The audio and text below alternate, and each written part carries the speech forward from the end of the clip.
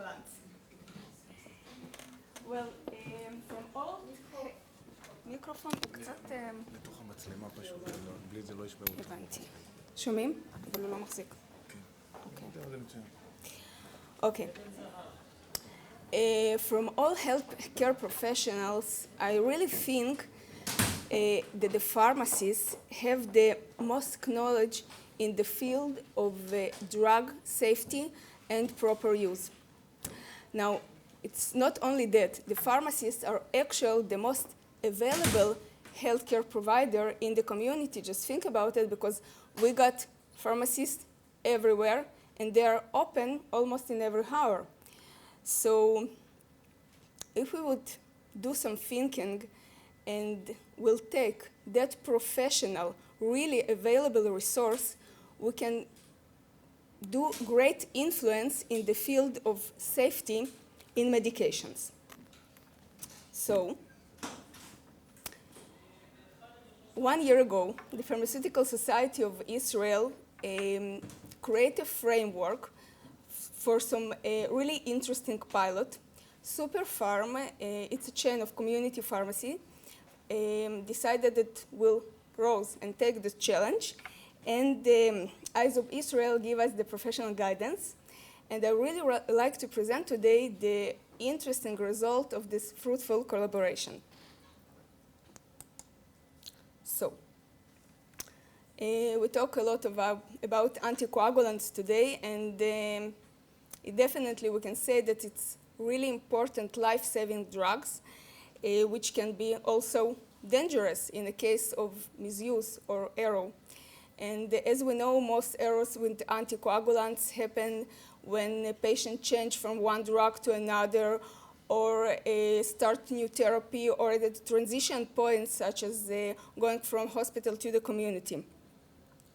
But the good news that with anticoagulants, most errors and events are preventable. So, actually, I can say that everyone present in this room, you, me, were not exactly a representative example of an average patient, because all of us, we are part of the healthcare system. We speak the language, we're familiar with the terminology and the concepts. But for the average patient, as wise and intelligent, as educated as he might be, the word of drug and therapy, it's not a word that he's familiar with. And we know that sometimes the instructions that given might be a little bit confusing, not quite understand. And actually, I think all of us been in that situation that doctor said one thing, but wrote something else, or maybe I didn't get it right. And about my medication, well, okay, just to make it clear, the red pill is in the morning and the blue one is in the evening, or maybe vice versa, or just hold on, I got 2 blue pills. So, you know, proper and safe taking medication can be real challenging. So, pharmacies are not only the most available healthcare providers in the community, but actually pharmacists are the last professional to meet the patient just before he'll take the drug.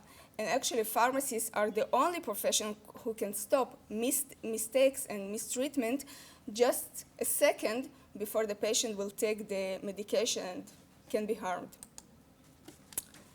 And so we started.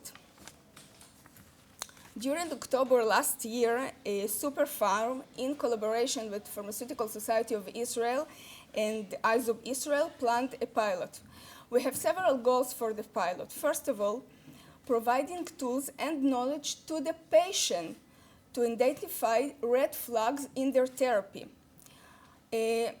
Another important thing was to establish in the eyes of the public pharmacies as a healthcare provider with professional and vital knowledge in the field of drug therapy, and of course, increasing pharmacy satisfaction with their work by focusing on the professional and therapeutic aspects of the pharmaceutical profession.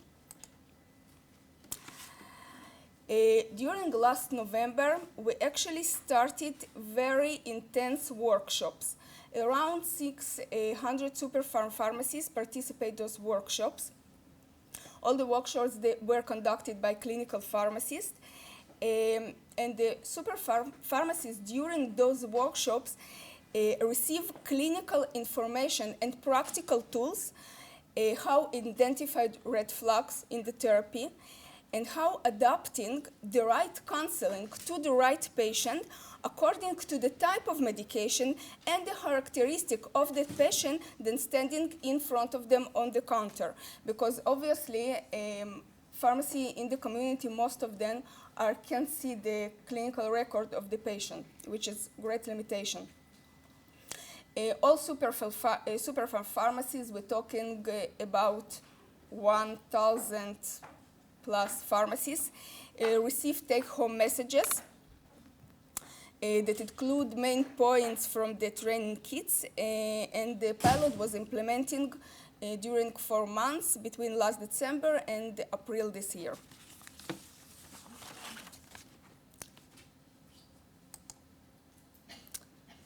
Okay, so what was happening during the pilot? Something like 300 pharmacies from 75 Superpharm branches really actively participate in the pilot and gave to the patient consultations. In the period of 4 months, we're talking about more than 4,000 consultations and interventions that were made. Now, if you're looking at the result in the field of consultation, so definitely you can see that in structure for proper drug intake and the frequency of drug intake were major fields to intervention. Also, the drug interaction and adjustment of a dosage to a kidney function were very important as well. About distribution of pharmacies consultation by type of drugs, we can see that 35% most of the consultation were given about apixaban, which is not that surprising because actually it's one of the most widely used anticoagulants today. And if you're looking by type of drugs, so regarding warfarin, it's not surprising. It's still all about drug interaction and INR monitoring. In enoxaparin, lots of consultation was given about injection instructions and frequency of drug intake. And about DOAX, rivaroxaban, apixaban, and the bigotran, most of the instructions were about proper drug intake and frequency. Now, let's talk a little bit about medication errors. During the pilot, 183 medication errors were detected and stopped. And you can see the distribution by type of drug. Well, of course, I think it's really, really important to see because I think that the result of this pilot is some kind of even underestimation of the huge potential that community pharmacy having contribution to proper and safe use of medication. Because think for a second, we talk about 300 pharmacists, 75 branches, and only one type of drug, anticoagulants. So if we definitely rose that challenge, not only by Superpharm, by all the pharmacy chain and the Kupot Holim, we can do a real great deal of intervention in promoting safe and proper of medication usage. Of course, if we're talking about medication errors, we have to give some examples from the fields. As we call it, Pharmacy Speaks. There was a lot of interesting examples during the pilot. So, for instance, one case of a lady that mistakenly thought that a new drug she was receiving was supposed to replace a Eliquis. And actually, it was the new drug was a new treatment for her cancer. and she got atrial fibrillation, so obviously she must continue using the liquids. It was almost error that stopped by pharmacist. Another case of a patient was taking Xarelto at a dose of 50 milligrams twice daily, and the pharmacist talked with him about the high dose because, as he knows, it's a dose that the patient should take for a limited period of time after surgery. And it turns out that she has been taking this dose for 2 months, and she didn't know that she should decrease the dose. Of course, pharmacist talked with the doctor, and he changed the order for once daily. Now, even today, in the era of oral anticoagulants, INR monitoring for patients receiving warfarin is still a great issue to deal with. There was an example of a patient with INR results 3, 4, 5, which from a clinical point of view, it was okay for him. But after the pharmacist talked with this patient, first of all, he gave him red flags to identify signs of bleeding.